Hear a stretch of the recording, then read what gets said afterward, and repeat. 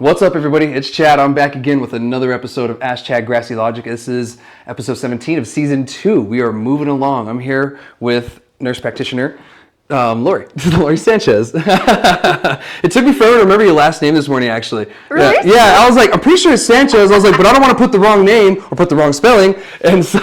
Just Lori. Yeah. I was like, I just put Lori for a little bit. Then I remembered, I was like, it is Sanchez. Okay. So, but thank you again for joining me today. And it's great having you on. I had you on last year, but this year it's a little bit different. You know, you're a little bit, further on with, the business that you have and everything. And then we have a few changes that we want to talk about. And the timing of this happening was just wild because I had you scheduled for the show, and then the DA decided to, come out with the recommendation, and then now we're here to talk about it because, you have a lot of good updates for us. We're also going to talk about, the female orgasmic disorder.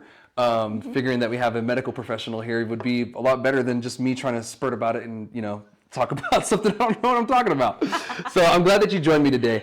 Real quick, I want to say thank you to Turquoise Bloom. They're actually today's sponsors, so thank you guys. And then we'll get on to the show and everything. So thank you again for joining me today. And I had you on the show last year. And for those of you that, are new viewers, maybe you didn't see the episode, would you mind maybe giving them, a little refresher of who you are and what you do? Okay, cool, yeah. So my name is legally Lorraine Sanchez, and I'm a nurse practitioner here in town, family practice. I own my own little private office. It's called Destino Bella, and really what it is a collection of kind of everything that I like to do all in one place, which includes primary care. I do medicinal cannabis certifications, and I do aesthetics there as well, aka like Botox, fillers, things like that. Yeah. Sorry. No worries. I mean, you do a lot, so sometimes, sometimes it slips the mind and everything. Yeah. But yeah, I met you through, the cannabis side and everything. But the state also decided that it'd be a good idea to have you as my, primary care physician. So that's actually pretty cool. I'm allowed to say that, announce it, and everything. So yeah, she is my primary as well, which is nice because at the same time when I get my card done, I get my blood work done. So, it's an all-in-one thing. So it's actually kind of nice, and she's very thorough. So I appreciate that actually.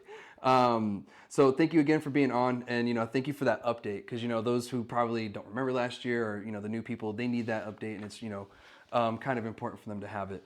So what really got you into going in this route in the first place? I don't think I ever asked you, or if I did last year, refresh our memory. I don't think you did ask me. What got me going in this route, I guess when COVID happened is really when it was just kind of like the decision of what risk do I want to take during this time. At that time I had a baby at the time, and I was more afraid of being exposed and things like that, and I just decided to do my own thing at that point. And I knew I could, the telehealth thing was there, and now it's spawned out of control and everyone does it, but yeah. That's kind of how it started. And then it was like, well, I could do the cannabis certifications, I could put in the extra work to like research and know about it. And so I used the time during COVID to do that, learned how to do certifications, got with the state to do the electronic certifying and participate in all the meetings that we have, and just really learned up on it and how to help people to get certified and to help keep people safe. If they're going to be using cannabis with other conditions or things that they don't ever go to the doctor for, like PTSD, when you come to get your card certification, I will do like the screeners and the questionnaires that you have to fill out. So in case there is something big, or in case this is your time, that let's talk about that now.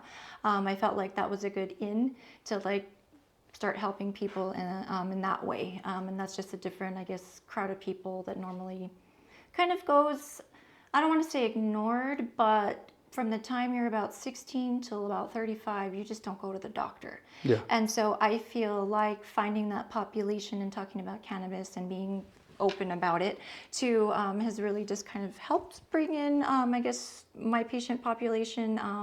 But it's all based on if I can get you into the door, I can help you to live a healthier life. If I find your risks, help you to, I don't know, lose weight, drink more water, then you'll be good. And I'll sign your cannabis card and help make sure that you're safe about that. But it's just the full circle of kind of health that, I don't know, I feel like cannabis just, it kind of all came together. Yeah.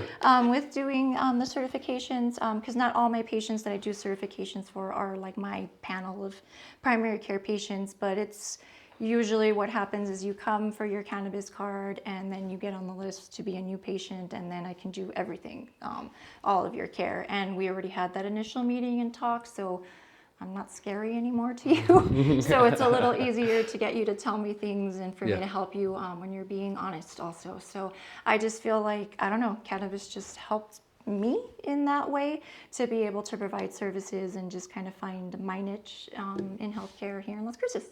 That's dope. Yeah, and just to tack on that, she actually helped me find out what I'm allergic to, and I found out I'm allergic to a lot of things. Yeah. The worst of it was grass. I am allergic to regular grass, not weed. Regular grass, I'm highly allergic to. So yeah, thanks to her, I found out exactly what I'm allergic to, and that's been a helpful thing because I'm actually allergic to sesame seed. Out of all things. Yeah, and I love Asian food, so it's unfortunate.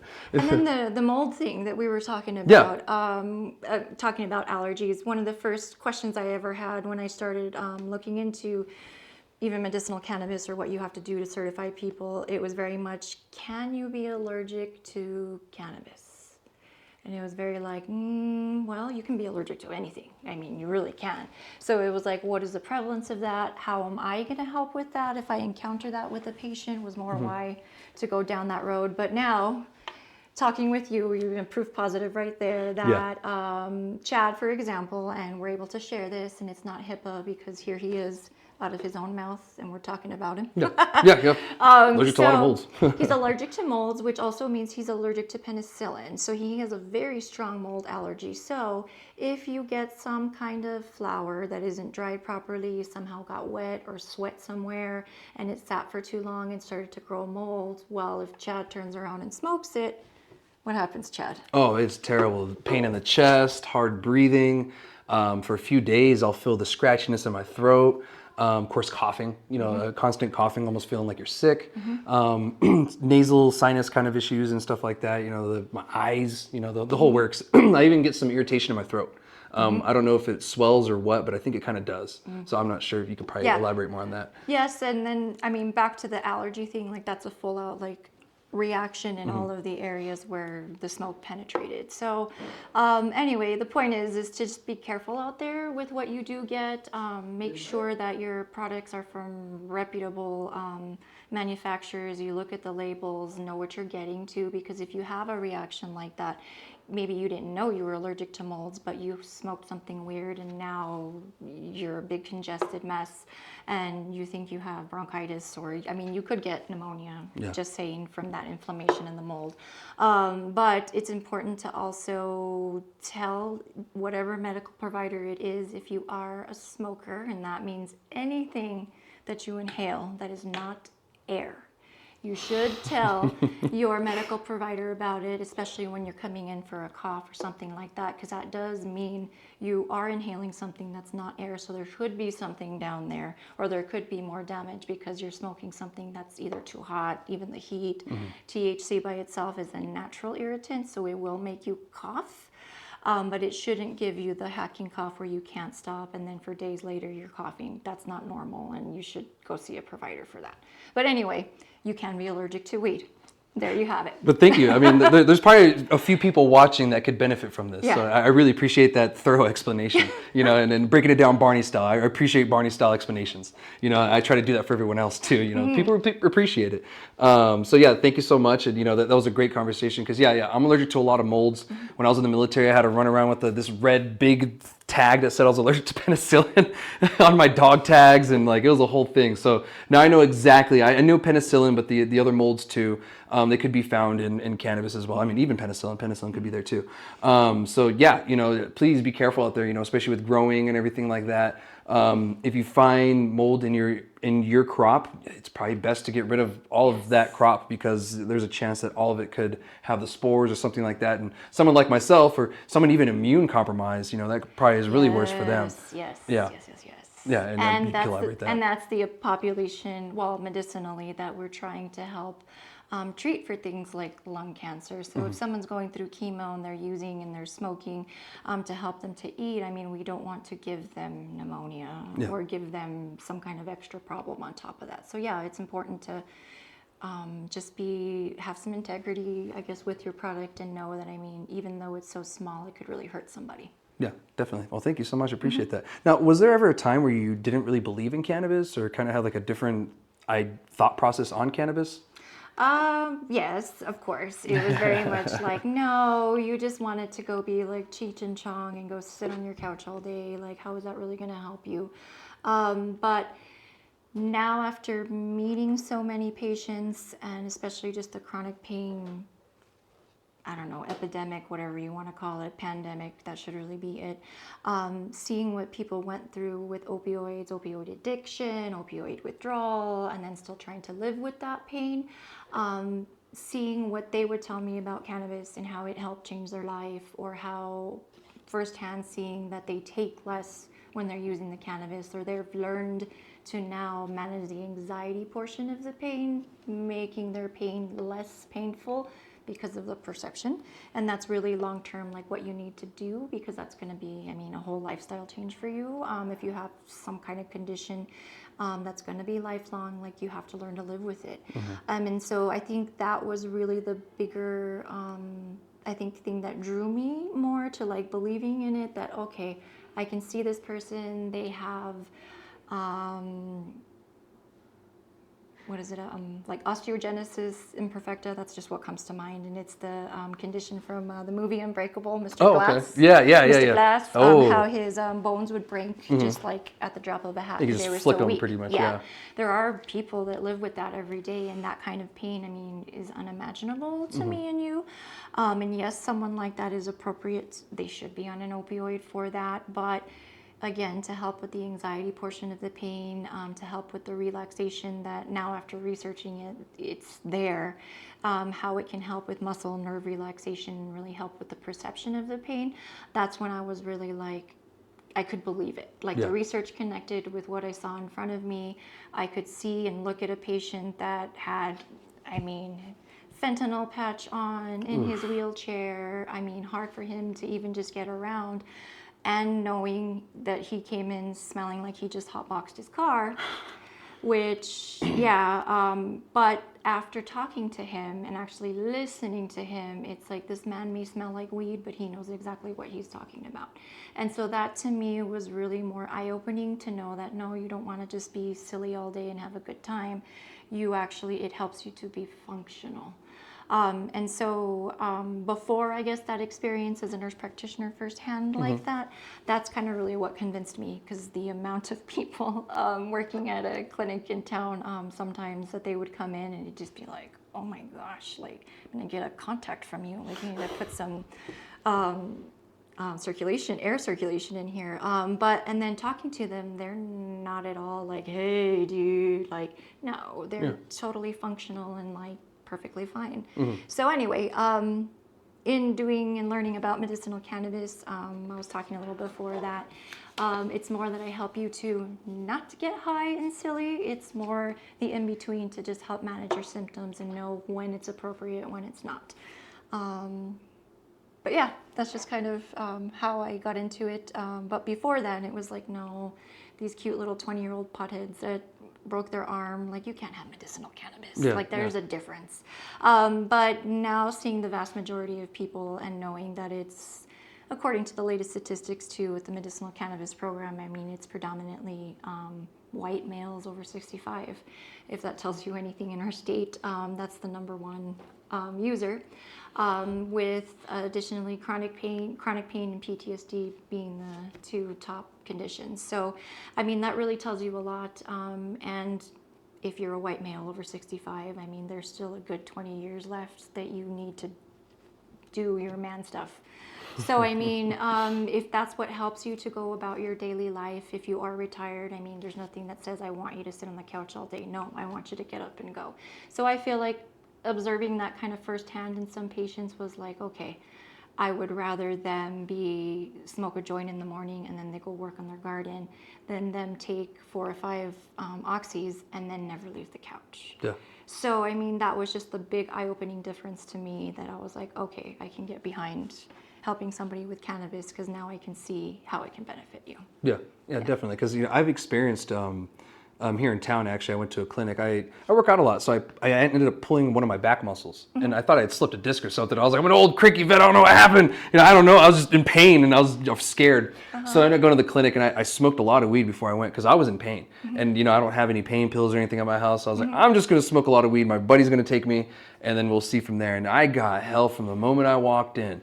Like, do you have a medical cannabis card? I'm like, yeah, I do. And then I thought they were going to call the cops on me. And then the doctor started scolding me and told me that's not a good idea because there's fentanyl in the cannabis and meth. And like, yeah, she said, it's laced with this. And I'm like, but I grow it myself. And she said, well, still. And I'm like, whoa. She said, even if you get it from a dispensary, it can be laced. And I'm like, who are you?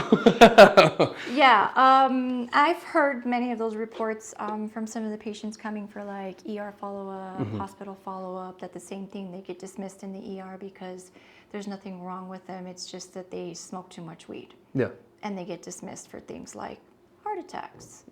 Oh, you're just dehydrated. You just smoked too much marijuana.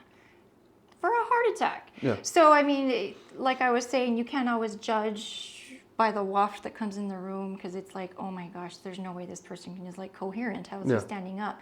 But then when you actually start talking to them, they make perfect sense. Yeah. I mean, you still shouldn't drive, you still shouldn't consent, you still, those things. But I mean, there's a huge difference. And in the grand scheme of things, you could have just asked a friend for one of their leftover pain pills. The way it starts with addiction in some stories is it wasn't even prescribed to you, you twisted your ankle, you took one, then you took two, then you took three, and then you got your own, and then it spirals out of control. So anyway, but yeah, that's just still the stigma that exists. Yeah. It's unfortunate, but we're still fighting it, and it's slowly going away. And fortunately, people like you in the medical field, that helps. Like to see that, no, guys, let's look at it as a different route. Of course, we need to be careful on certain things. Blah blah blah. Talk to your talk to your patients. Yes. So that's great that you do that, and I appreciate that myself. So it's great that we do have people who are thorough and that actually believe in cannabis too at the same time. Yeah. And the New Mexico Cannabis Program is now called the Medicinal Cannabis Advisory Board. They're going through some rebranding and things, and we do meet once a month, and the director brings up a different research topic of conversation so that we can discuss whatever latest research is out there, and to be able to give the recommendations to our patients or to pass on the knowledge. And so this last month we were talking about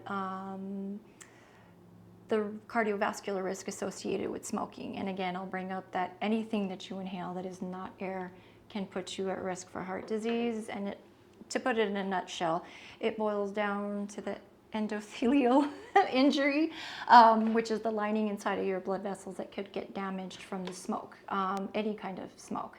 And so that's just what we were talking about, is the research that they did which wasn't really robust. It was just kind of observational because of the scheduling of cannabis that we'll talk about later. But it did report that there was an increased cardiovascular risk and more incidence of things like stroke.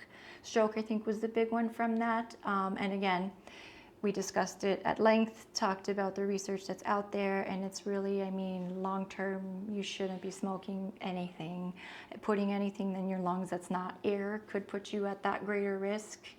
We can talk about if you are an avid cannabis smoker, flower smoker, to do some harm reduction in that point to just kind of help you. But if you're going to choose to smoke it, then that's part of the risk. The risk, yeah. So that's been brought up, I'll just say, with that latest research. But once cannabis gets or moved to this Schedule 3, that will change and more research can come out. People hopefully can be more open and honest, and we can put what's really happening out there to the test. Yeah, definitely. And we'll get to that conversation in a little bit. Let's actually talk about Destino Bella for a little bit. Okay. We didn't get a chance to really tell people. I know we have such great conversations, and I love it when you're on because I learned so much. But I really want to talk about your business too, so people can visit and get this great service that you provide people. So where is it located in town? Oh, we are located across the street from Mesilla Valley Mall in the Telsher Tower Plaza.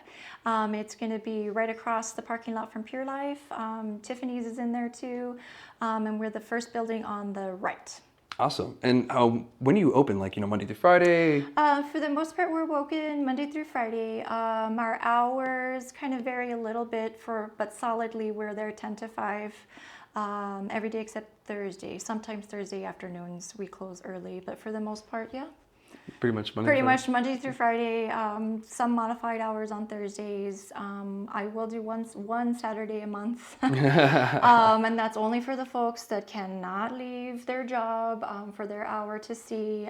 We just have those Saturday appointments for those folks. That's nice of you. People need it, and that's kind of the same thing. Like, people need their cannabis card, and that's where I was kind of like, I can help you with that, but I can help you with so much more. Yeah. But that's kind of that ideal. So I love that. You pull people in with the card. But I was so willing. I was like, you know what? Yeah.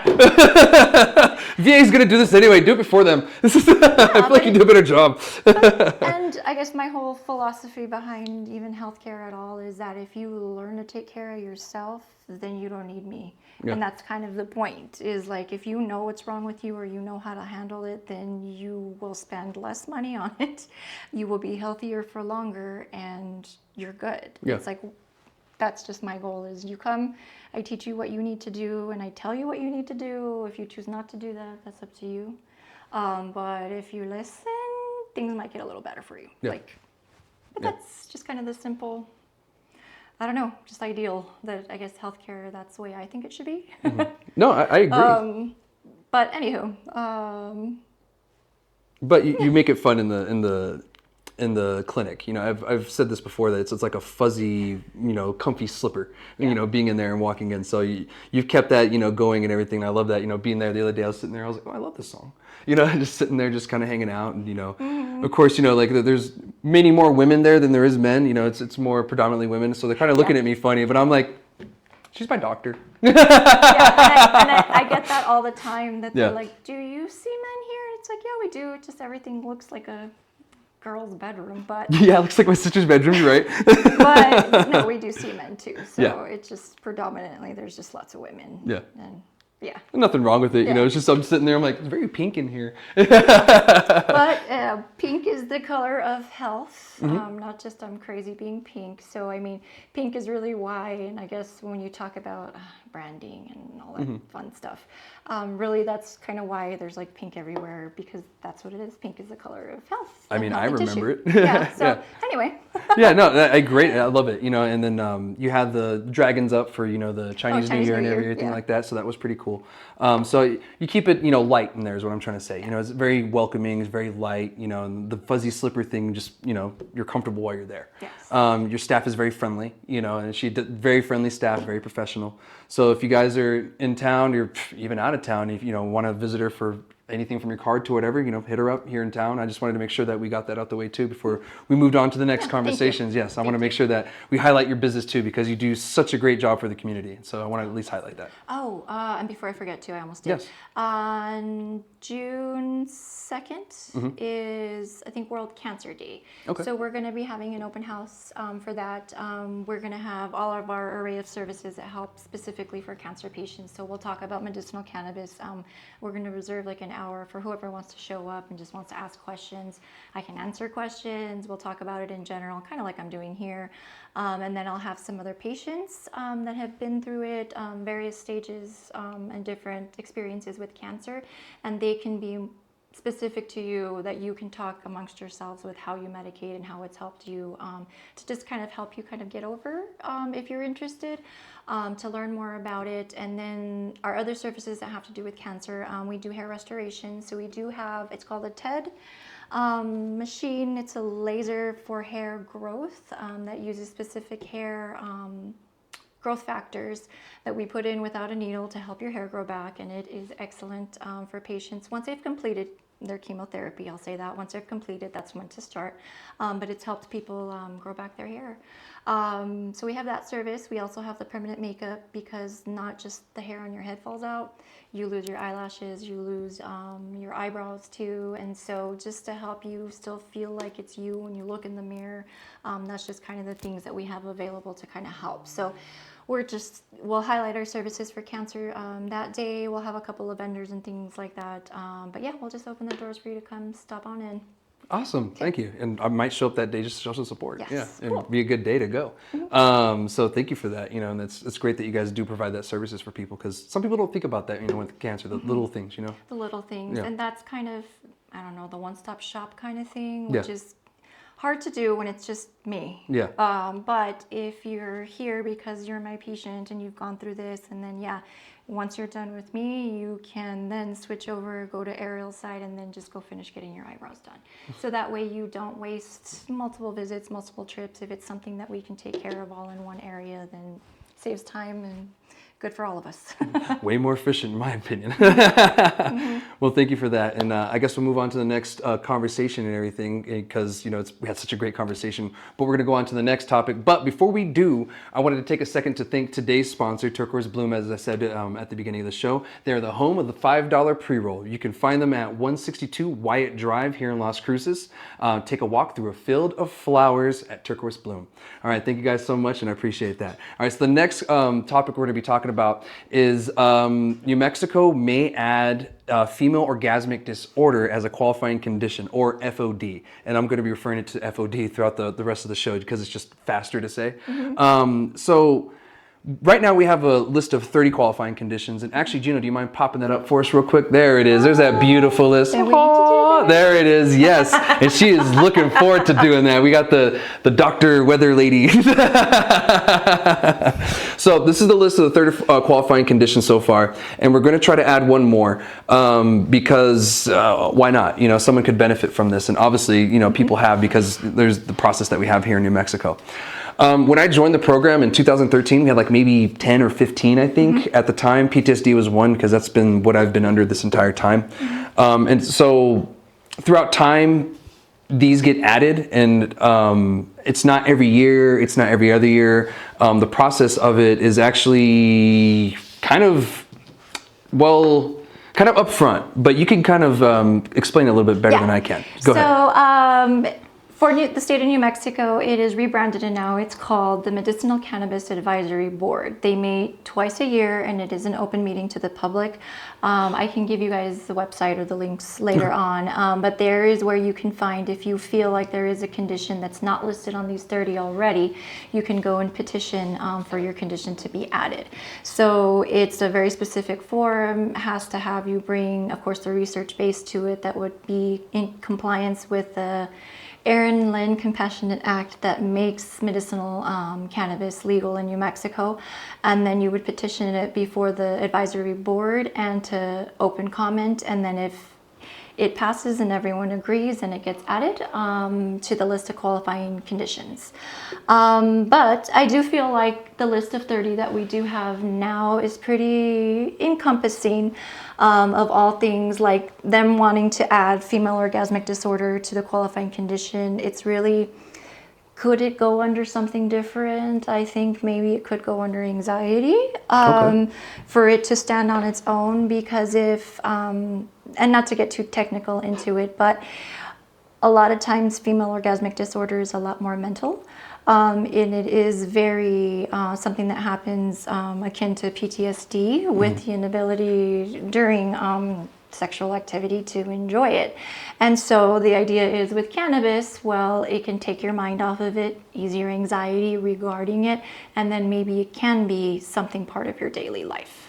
So that's just kind of the idea of why they want to add that one to the conditions. But I mean, I could see not adding it and certifying somebody and really having the conversation about either PTSD or anxiety, and then it coming to this specifically like later.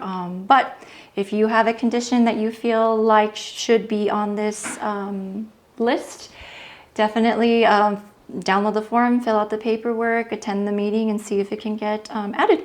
Yeah, and I've actually attended these before in the past when we were just medical. And I forget what we were petitioning to add. I think it was the opioid use disorder. That's actually what it was. And, a bunch of us showed out, and I actually got to see this process happen firsthand. But before the show, she let me know that a few things have changed. And so it's great that you're here to, update us on that and everything. So I appreciate that. And as she said, if you guys any of you want to have something added to the qualifying condition, or maybe there's something that won't umbrella, which to me, it seems like there's a lot of things that it can umbrella. Can we pop that up one more time? It seems like a lot of things are under the umbrella. I mean, like...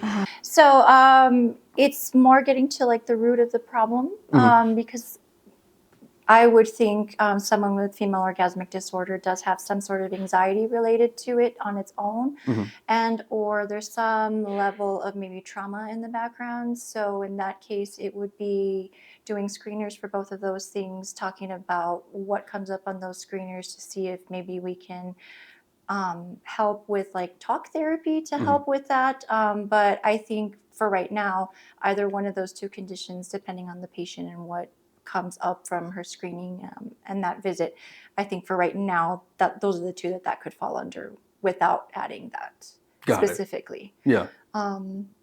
So do you think that we will get this one added as, condition 31? We'll see, because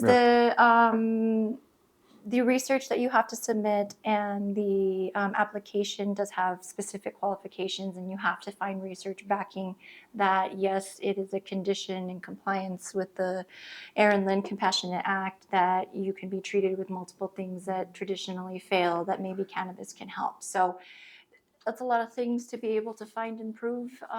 So let's just see if the person petitioning for it brings that forward at the next meeting, which will be May 13th. And it is a web meeting, so you can go on, register, attend fully online. It's about 3 hours that they just, all the topics from adding conditions to, I guess, the temperature of cannabis, according to the state, is there. And now they've gone through some rebranding with that too. And on that page for other medical providers, they do have a provider tab there. So now you can go to the provider tab, log in, get in there, and then there's all kinds of topics and our prior meetings of anything we've discussed and research that's been brought forth with these great presentations that Dr. French, the director of the medicinal cannabis program, that he brings forth at the meetings, and even just informational purposes. I mean, you can just read through the slides really quickly, and it just kind of brings you up to date with what's going on right now. Nice. And, real quick before we move on again, we were talking about this earlier, and this kind of, ties into the conversation. Why aren't we seeing so many more doctors here in New Mexico? Because I kind of feel like certain conditions like this probably would have been added sooner if we had more doctors. Oh, more, Well, just more opinions that, patients could be like, oh, well, I have this, we could add this. yes. Yeah. To be able to be open about that conversation has always been traditionally very hard because of the scheduling of it. Right now, still, it stands as Schedule 1. It's been recommended to come down to a Schedule 3, which we'll talk about a little bit later. But because it's Schedule 1, it's still very taboo to talk about. State-wise, I think you can do some research with it, but because it's Schedule 1, it's really still prohibited to be able to have like an open conversation of this is cannabis, this is how we treat it, because that doesn't exist yet here in the States, because it's a Schedule 1 and we can't have studies like that until it becomes a lower schedule, which if it goes to Schedule 3, that is going to be the number one benefit to it, is that now it can be openly researched anywhere in the country.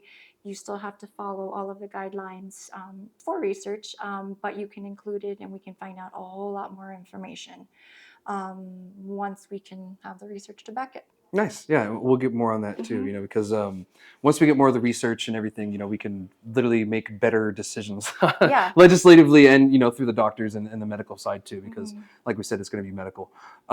So with the whole, going back to the FOD, or female orgasmic disorder, we shouldn't be afraid to say that. But it's just easier to say FOD because it's such a long term. What is really like, I guess, what it could be the negative impact of using cannabis for, something like FOD? Oh, so negative impact 100%. As with anything, somebody can react and have the complete opposite reaction that you're expecting. As with many medications, that's very true, and the same with cannabis. So if, especially using, let's say for right now, using the FOD and certifying them under anxiety. Well, if you give somebody with anxiety a strong enough sativa, they are probably going to think they're going to have a panic attack if the situations are right. So it could be very much that the wrong strain could bring about an intense reaction and make things 100% worse. So it would be, I mean, best to get a recommendation to see which one you should get to avoid that. But I would feel like that would be the number one, I guess, negative thing is that it could have the complete opposite and make things worse. Got it. Yeah. And just like anything though, right? Mm-hmm. Yeah. It could do one or the other. So it's always, like I said, it's important to talk to a doctor, you know, of Yes. some sort, you know, to figure out where you stand with this, or maybe you have an issue that you think it's fixing, but you actually have something totally else wrong. Like we're saying the liver failure issue, you know, maybe it could be something like that, stuff like that. Because what do they usually prescribe for women, you know, when they have, you know, female orgasmic disorder? What is usually used and, you know? It's not really well talked about at all. They'll go to either hormonal to see if maybe replacing their hormones or helping with that will help, or they'll go to the same classes of anxiety, antidepressant medications to see if that literally helps you to change your perspective and change your mind a little bit. Okay. And not make it such a strong reaction to maybe one thing or the other. But that's exactly the idea of maybe medicating it with cannabis is that bring you down from that idea so that you change your mindset about it and it doesn't bother you as much. So it's really like the mental block thing. But for right now, psychotherapy, number one, always with any kind of anxiety or PTSD, because you really don't know what's going on in your head unless you talk about it with somebody else. Yeah. To be fair. And I always say, I mean, crazy people don't know they're crazy. So until you really sit down and kind of hash it out and be able to be honest, talking with somebody can sometimes just get it off your chest, or maybe you shouldn't do this or do that, and that can help retrain your thought process and it can change your life. Yeah. So that would be traditional treatment for I'm already going to say a different letter already. Female orgasmic disorder. I'm going to make up different letters now. No, that would be like the traditional way.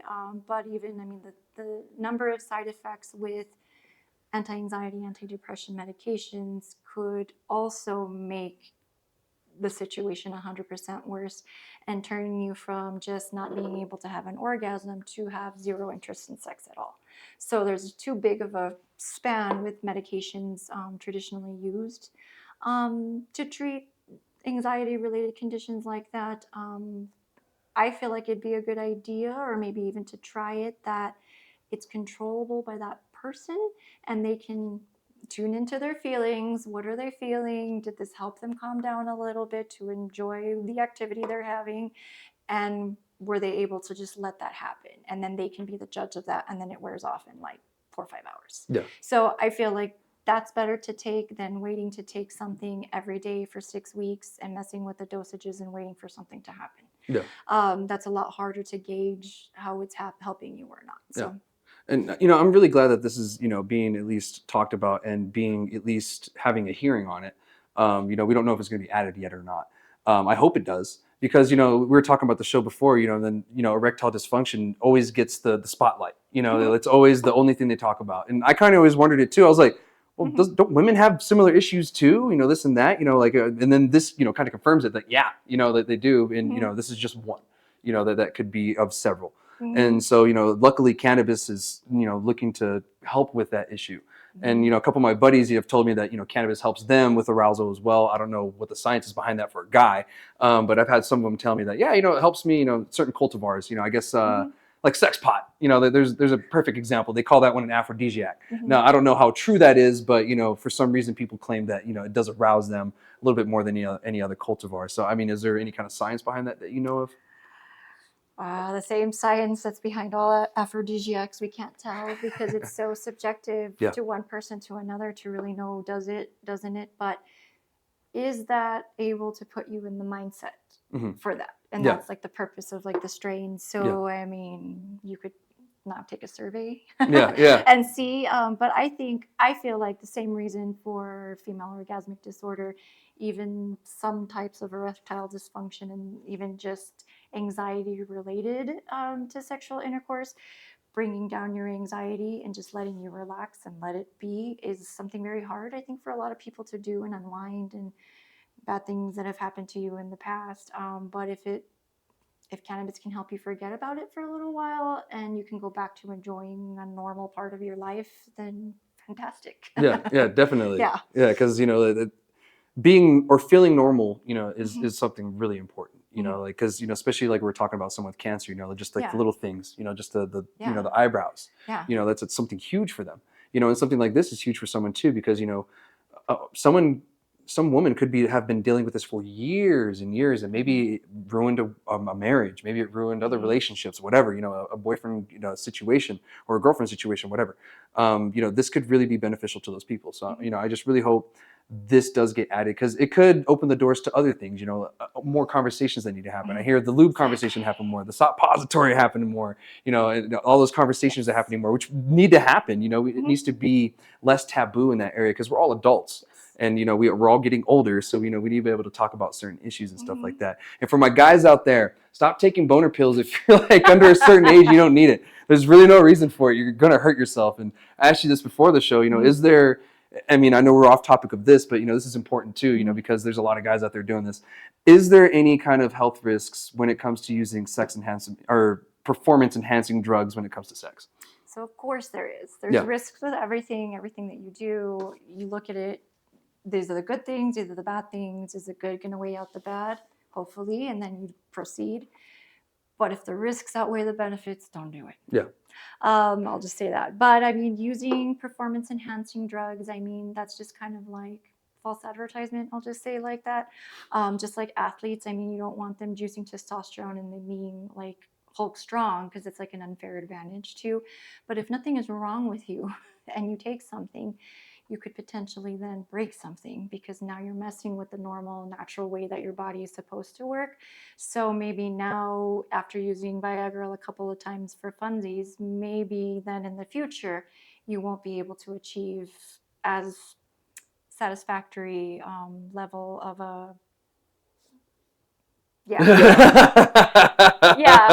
to you because now subjectively you took something to make it better, so now you know what it can do and now you're going to want it all the time. So if you don't need it, you don't need it. The day you do need it, well, then we can talk, because there are big risks involved with taking especially things like Viagra, because Viagra was discovered by accident as a medication for pulmonary hypertension, which is high blood pressure in your lungs. And they found as a side effect that all of a sudden it was giving males erections when they hadn't had erections for a long time. So then they decided to specifically study it for erectile dysfunction.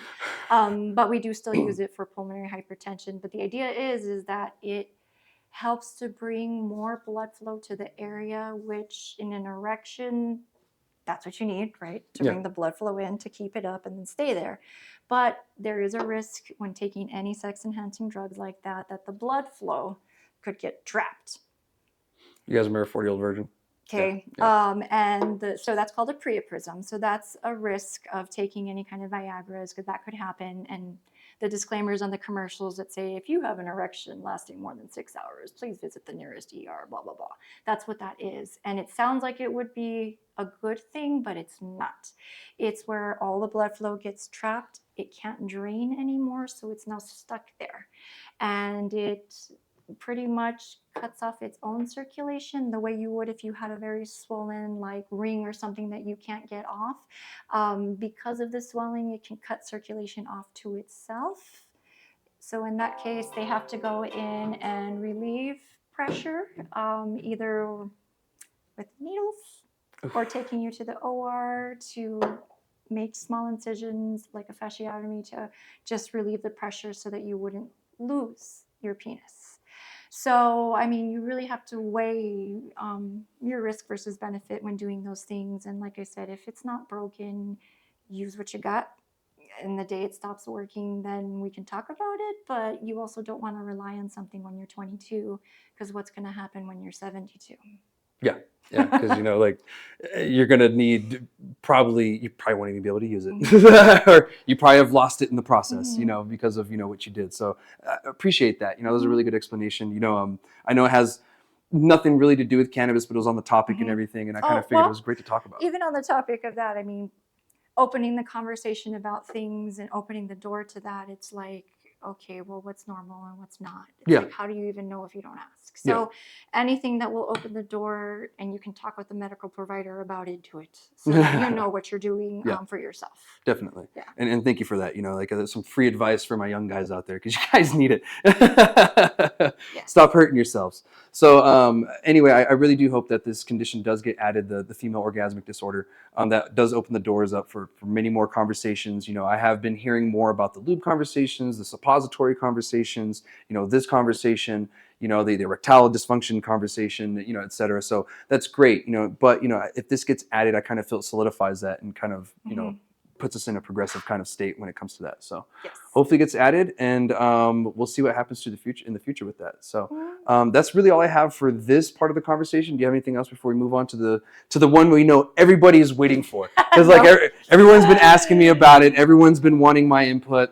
Let's talk about the Schedule 3. Yeah, okay. So let's jump into it. And thank you all for being patient. I'm sure some of you probably have skipped forward if you're watching later on. So the DEA yesterday at the time of recording, so by the time you watch this, it would have been about almost 2 days, decided to reschedule cannabis to Schedule 3. Now, it wasn't them coming out right saying it. There were some, really reputable sources that, a lot of news outlets and a bunch of other people had that were echoing the same exact thing. So it looks like this is, pretty accurate information, and everyone else is, sharing the same. So looks like we're going to be stuck with Schedule 3, like I've been saying this entire time.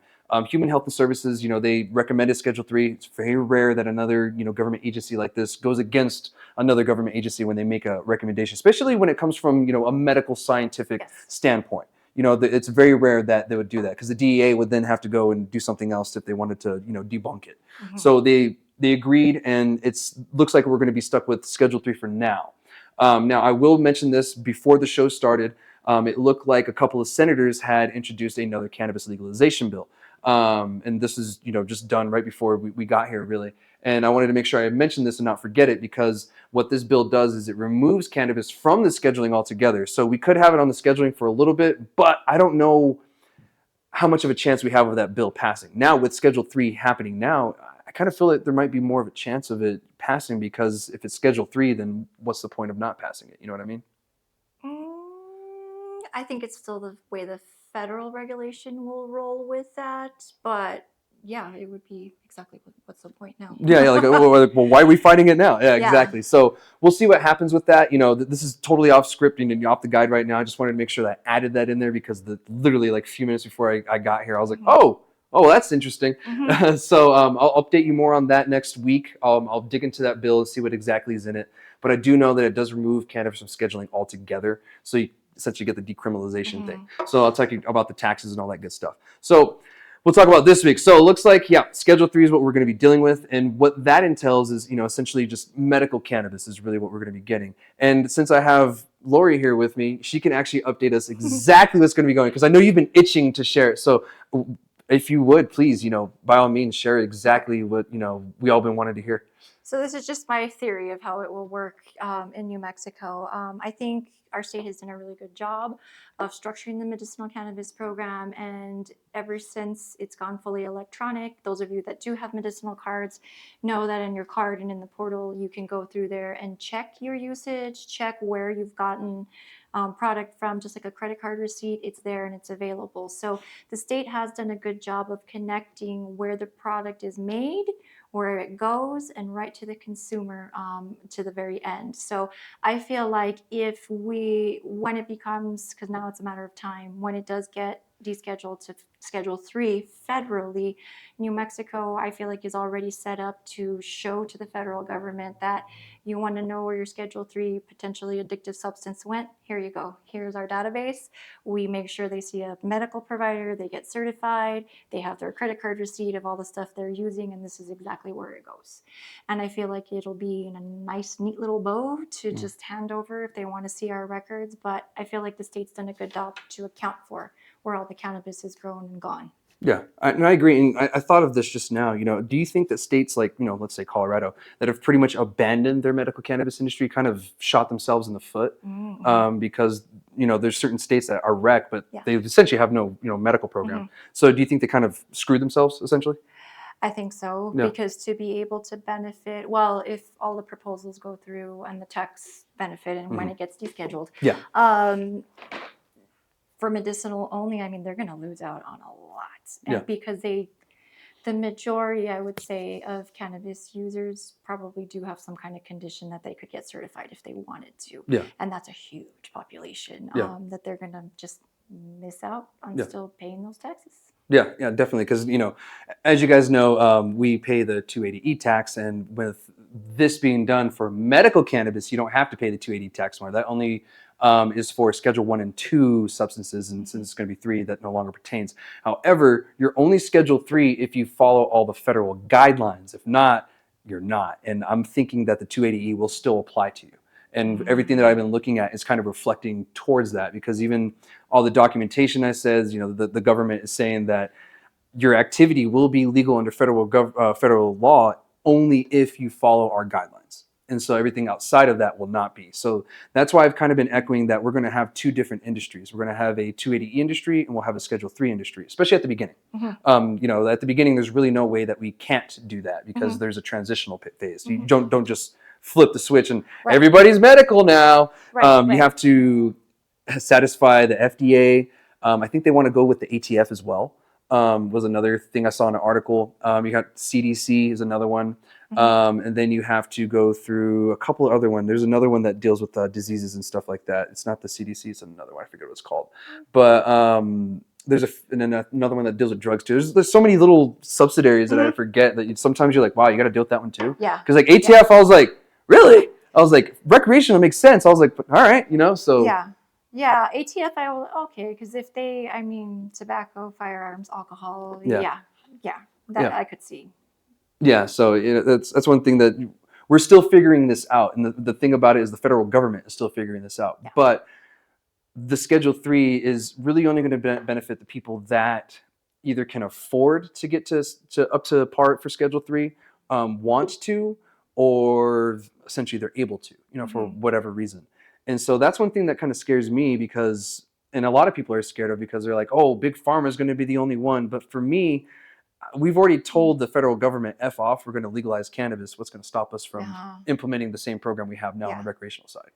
I just think with the Big Pharma side, there isn't enough money in it for them to go and dedicate a whole distribution plant to making a medicinal product, because they would have to take it through all of it's not that long anymore, but the process to get it FDA approved, and that would cost a lot of money that would not really profit or benefit very much when you can just grow it in your yard if you wanted to. You know what I mean? So I don't know. I would be very surprised if Big Pharma, one of those big companies, did decide to do it, because even as of right now, Dronabinol, which is a synthetic version of FDA-approved cannabis on the market, that is super hard to get and find.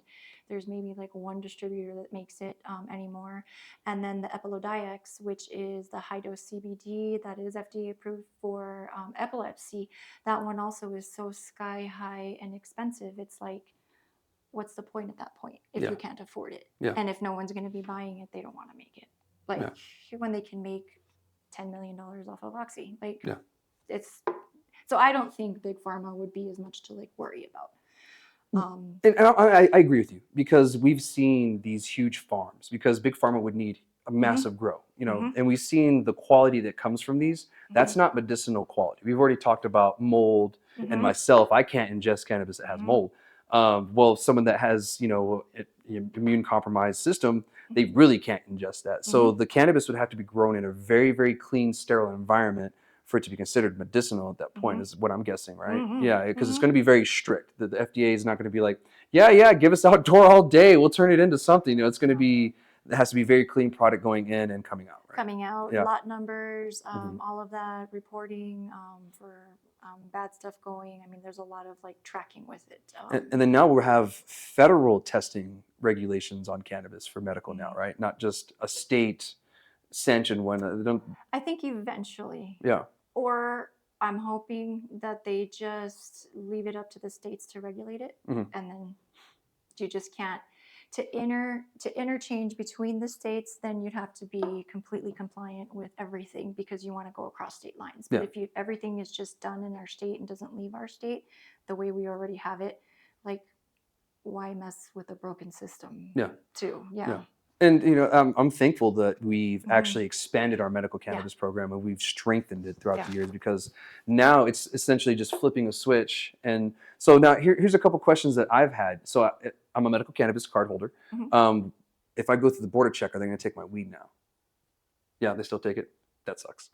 Well, because so we always have to remember federal will always supersede state.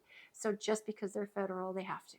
It's Yeah. like if they don't, they're not doing their job. I mean, after Schedule 3 goes through. Oh, after Schedule 3 I'm goes sorry, I through, should have no. clarified. Okay, yeah. After Schedule 3 goes through, no. They Okay. should not federally, because if it, like you said earlier, kind of it'd be medicinally federally legal. So Yeah. if you have your medical card on you, they shouldn't confiscate it, because Okay. now it's medical. And So you should be able to pass through checkpoints and things like that. But for right now, no, they'll still take it away from you. yeah. My bad. I should Yeah, have that's what I was like, worded that no. better. I Yeah. should have worded it better. Yeah. So, and I guess the same thing goes for the businesses that are cannabis and they're shipping up north. If they're medical after Schedule 3, the Yeah. Border Patrol will be hands off. Of course, they're going to have all the proper documentation Exactly. and everything that go with it. To be able to cross. Yeah, of course, they'll have the FDA, whatever documentation they need, or whoever alphabet person needs the paper signed or whatever. I'm Or sure they'll have it. The tax to cross the line on the border, Yeah. and then the tax to enter. Yeah, I'm Yeah, sure. yeah, they'll be able to cross all the T's and make sure that it's going. So, a lot of people have asked me that question, and I figured that that's the case, but I figured I'd ask you too and get a second opinion. Yeah. Because you are in the medical field and you get a lot of these good updates. You're very tuned in. When it comes to the medical stuff, and it's great because you share a lot of good information with me, and I appreciate that. And it helps. Because people need to be informed, and that's what we're doing today. Because I've had so many questions, and I got tagged in posts and all kinds of stuff. What's going on? I'm like, I'm working on it. Give me a minute. So we're answering it right now. So yes, once this goes through, which it's going to take time. This isn't going to happen next week. They did send it to the White House, something. I forget what it's called, but they pretty much sign off of it and they go somewhere else and they go somewhere else to confirm it. So it's going to be months, if not maybe a year before we kind of see the actual change and solidification, pretty much, right? And of course, the election is going to have so much to do with it, because Biden just did endorse the change to go from 1 to 3-2. So, I mean, that's heavy for a president to say, let's do this. So that'll be interesting to see. Yeah, it will. And another question I had is, will I be able to take my medical cannabis card and go to the dispensary still and purchase like I did? As far as I see the way things are now, I think nothing will change, because we have a good tracking system. And like I said, that's what the DEA, that's what it's all about, is the safeguards and making sure the Schedule 3, the potential for abuse, somebody's actually supervising you. So I think the way that the medicinal cannabis program is already set up is already, you have to see a provider, you have to talk to them about it. They at least give you some kind of recommendation of what to do, and then you're free to go and get it. And then if they ask, how much did Chad have last year? Why do we need to look for it? That would be another reason. It would still be HIPAA, so they wouldn't be able to access it just because, let's look up Chad today. But if they needed to and they were doing like a federal audit, they could randomly pick you, connect your license, your medicinal card, and then your usage together, and then here you go, federal government. He's compliant. Yeah, it's like, thank you. Okay, leave us alone. Yeah. So that's good, because we got ahead of everybody. Is what I feel, is what I'm hearing too, is that we're kind of ahead of the curve when it comes to most of this stuff, because I don't even think even California has the tracking that we do when it comes to the medical side. Right. I think the other state that is better, or does it better maybe, I don't know, is Oklahoma. Okay. Oklahoma has their model in place. They have a good medical model there too, and they actually have like the temporary where I can write you, like, let's say you're having really bad insomnia because your dog died. I can write you 10 milligrams of indica 30 minutes before bedtime is needed for insomnia, and then you go and pick up 30 days of that, and then hopefully you sleep better without your dog, and after 30 days you'll adjust and be okay, and then it ends. Okay. So like they have it that way, the way other prescriptions start and stop. They give you a program to follow. Okay, you're not just left to your own like right now. With good doctors you're not. But usually you're just given the card and it's like, all right, well, go to the dispensary, have fun, or whatever. So that's good, because certain people need that, and certain people that are just using it, like my vets. Some of my vets are guilty as shit of this. They just go smoke weed, do whatever, and then don't do anything else. Don't talk to a doctor. They don't exercise. They don't try to figure anything out. It's just smoke weed, and that's it. And so that's one thing that I try to advocate to them is that you can't just smoke weed. You got to do other things too. Like, I talk to a therapist as well. I talk to my doctors. And I also have other activities that I do. I'm actually pretty busy, but, I work out. I make sure that I have my hobbies, I have my gardening and stuff like that. Every year, I have a good little garden. I love fishing, stuff like that too. And, you just got to keep yourself, I'm not occupied, but, you can't just do one thing and expect that to be what's going to work. I just tell them it's a tool that goes in your toolbox, and you pull it out when you need it. And it should be helping you live your life. So like, even if we were in a visit, it's helping you live your life. You're working, you're exercising, you're doing everything you should be doing.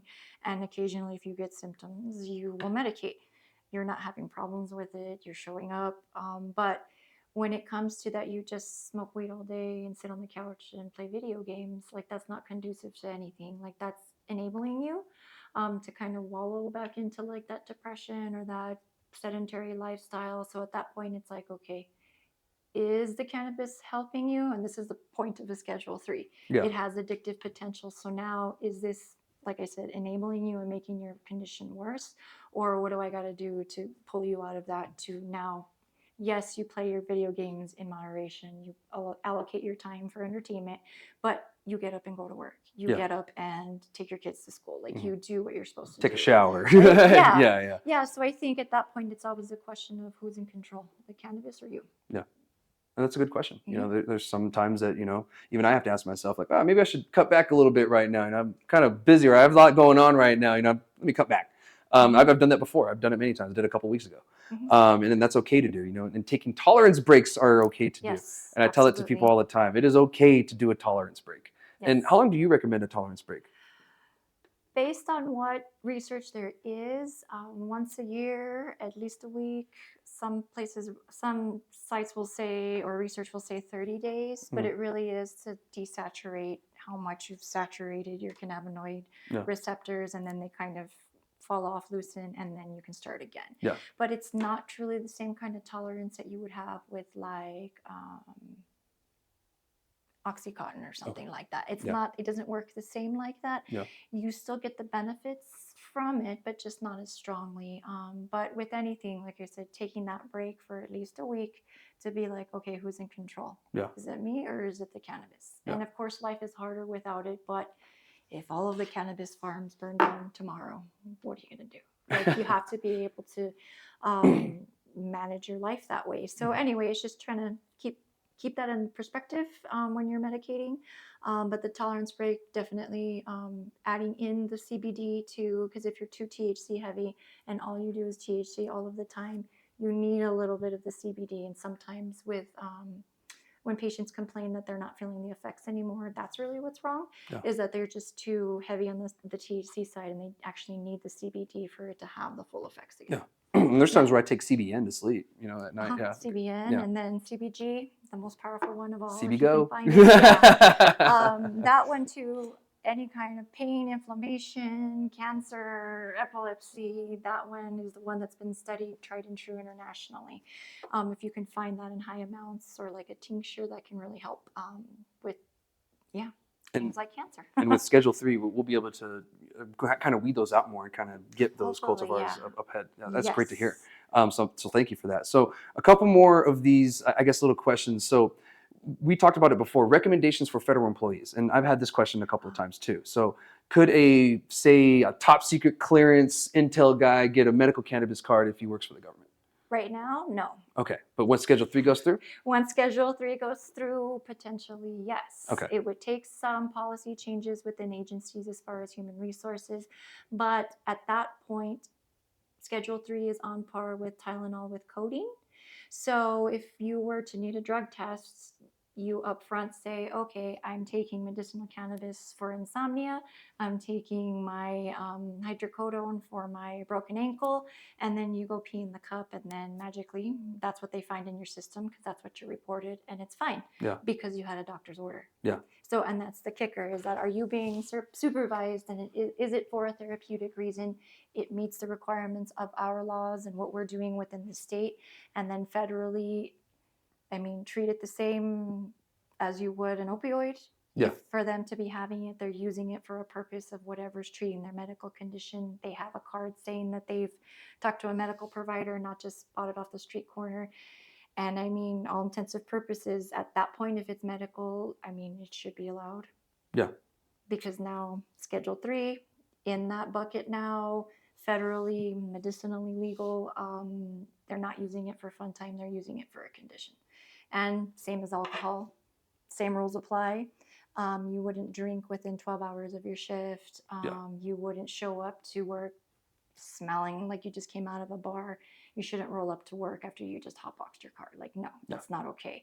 But even like that, to learn those things, if a federal employee takes an edible at the end of the day to go to sleep because he's on, I don't know, presidential detail and he had to dodge a assassination attempt. I mean, those are the things that keep you up at night when you're in jobs like that. And so if you're not going to be on the clock for another 2 or 3 days and it's your weekend, you should have some solid sleep. Yeah. And if your doctor agrees and you have the card, well, why not? I would much rather you be doing that again than like Ambien or Restoril or something heavier that's more addicting. Yeah. So anyway, it's just a mindset change to hopefully help. Hopefully it will go through. And then again, if depending on what happens in the next election, that I think will have a lot to do with it too. How quickly? Yeah, me too. Because for federal employees, anyway. yeah, because that's a big one. I have a lot, a lot of vets. A lot of my buddies. They're still federal employees, and and one thing that kind of I just thought of right now is military people, active duty. So this means, well, the military would have to actually, so they're under a total different, they're under the UCMJ. So the UCMJ would actually have to change, and the military would have to change their regulations. But this opens it up to them to allow it. In these certain cases, I'm guessing.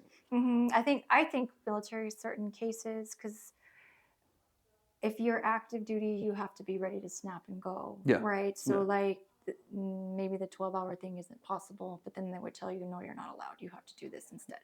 But again, a doctor's evaluation, when you go through everything, they can tell you what should be okay and what's not, depending on what you need to do or what your job duty is.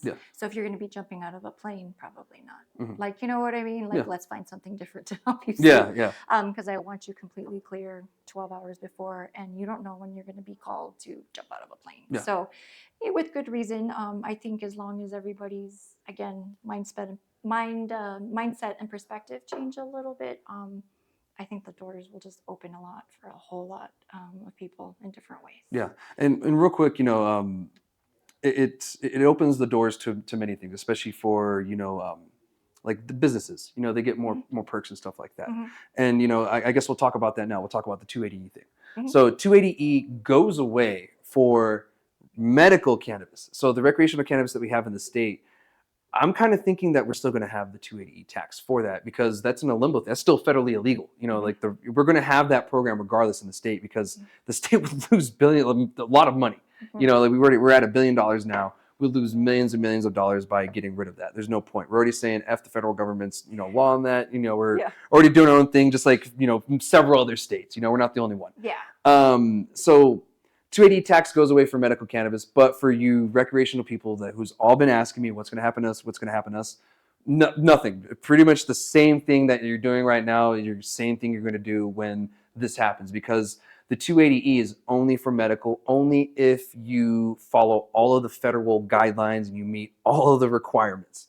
So if you do that, then yes, you will be. But if not, then you'll be with us on this side here, stuck in New Mexico.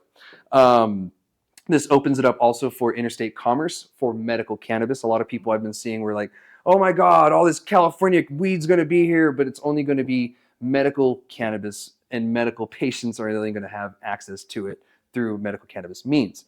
So what that means is, if I don't have a medical cannabis card and I go to the dispensary and they have a product from California, well, I'm not going to be able to purchase that because I'm a recreational user, and that's for only medical cannabis, because that's the only way that you can get a product from California legally here in the state now at that time.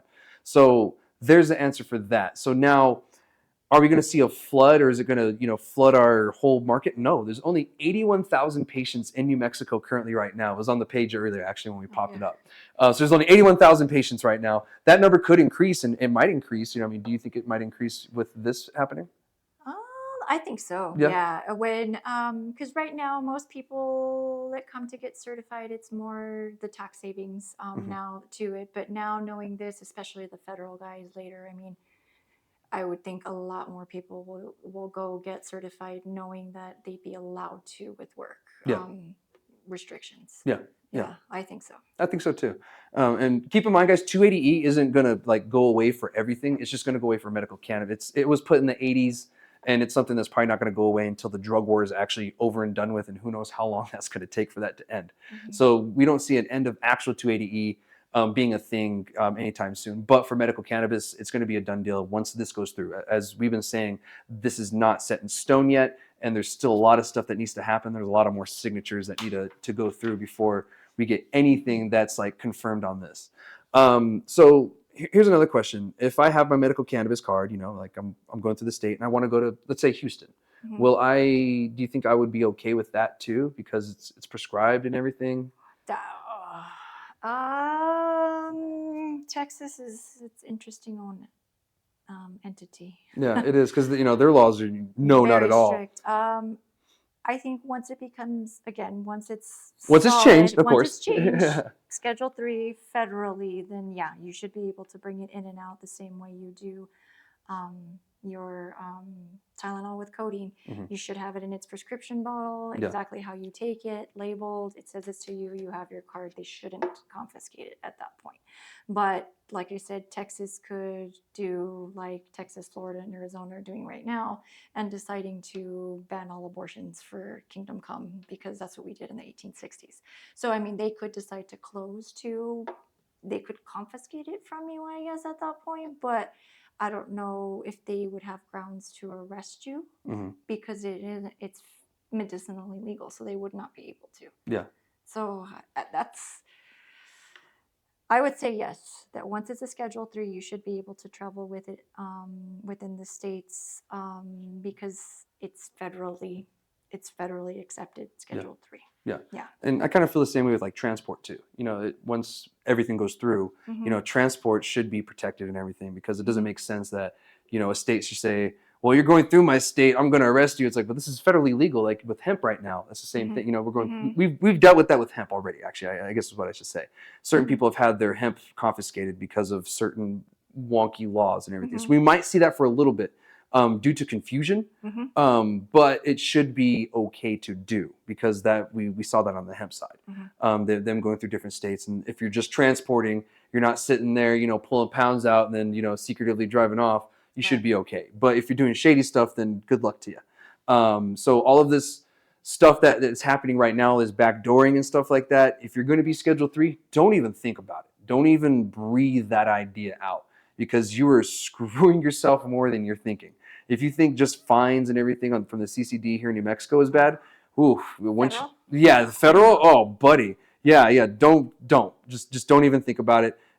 Keep your hands as clean as possible and follow every single rule that is on there, because if not, they will come for you. This isn't dealing with the state, you know, because you're just dealing with one state. You're dealing with the whole federal government at that point. So just be very careful if you are going to go this route, because I do believe that we're going to end up with two different industries, because I kind of feel they're going to change the regulations to say medicinal cannabis is no longer Schedule 3 and no longer 280E. However, recreational cannabis will still be. I kind of feel that's going to happen. You know, the government does it all the time. So we'll see what happens, because there's a lot that can change. Like even what we're saying right now, they could actually not sign it, you know, and then we're stuck with what we have now. If the outcome of the election is different or not in favor of green, it could possibly get totally shut down. And so we're still, it remains to be seen. yeah, exactly. But you know, that's pretty much all the questions that I had from every. Have you had any questions for anybody, you know, that you would want to answer at least?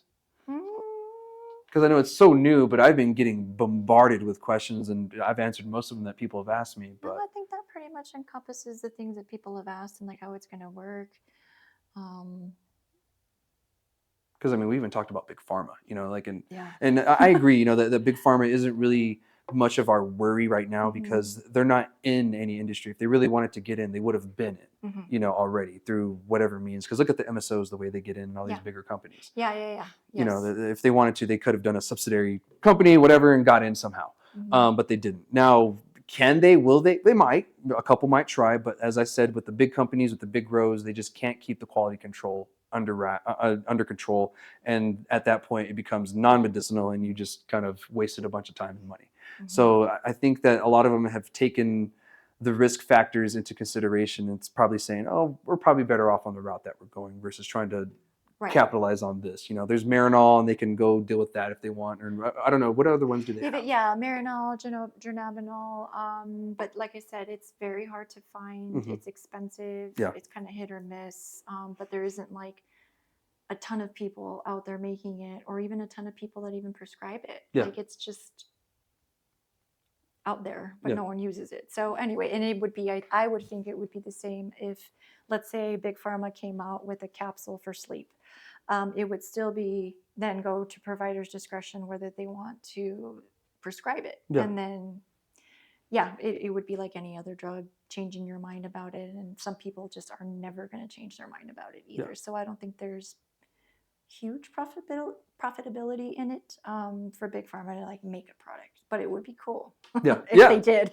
Yeah, you know, we'll see what happens, you know, and we'll see where the tides end up at the end of the day. Because like I said, this has a very long process, and there's a lot of alphabet entities in the federal government that have to deal with this. They have to create new regulations. There's probably going to be new alphabet people introduced and created because of this. I'm just guessing from what other things happen in our nation. When something like this happens, they create new ones.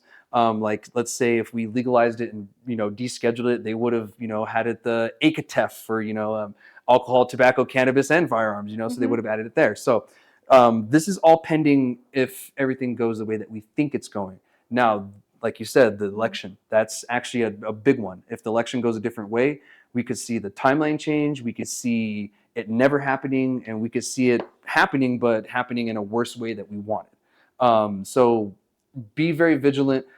Read about this. I'll keep you guys updated as much as I can. And thank you so much, Dr. Lawyer, for showing up today and, you know, giving your 2 cents and everything. And it's been great. I learned a lot from you today. And I'm not a doctor. I'm a nurse practitioner. I'm sorry, nurse practitioner. So in the Army, we call all medical people docs. Yeah, all the medics, we call them doc. So it's kind of an old habit that doesn't die. Yeah. You know, anyway, that's a whole other conversation. But that comes up a lot too, that physicians especially get mad when we are called doctor. But there are nurse practitioners that many have their doctorate, doctor of practice, but we're using the doctor not as a physician, it's your doctorate. But they still get like upset about it because it's like licensing and things like that. So, interesting. Yeah. So it's like little technical things. Nuances, but I mean, that makes more sense to me that you just call somebody doc because they're the ones that patch you up. Yeah, exactly. So yeah, my apologies, but that's the reason why. Yeah. Me too, that's my disclaimer, because then somebody's going to be like, she said she was a doctor. And you correct. Okay. No, that was my fault because of my Army brain, guys. So I apologize. But anyway, thank you again for, you know, coming today. And thank you again for Turquoise Bloom for, you know, your sponsorship for this episode. And I appreciate it. So keep watching, guys. I'm going to keep y'all updated. If I forgot anything, I apologize. I mean, this is a long episode and there's a lot of stuff to talk about. And this just came out. So more information is going to be coming out as time goes. I can't predict anything. I can only really assume at this point. So we'll see what happens. Time is going to be our best friend with this matter. So make sure you guys like, subscribe, follow, whatever you got to do to stay in the know. And so that way you know what you can do at Schedule 3. So I'll see you guys here next week. All right. See you later. Shoots.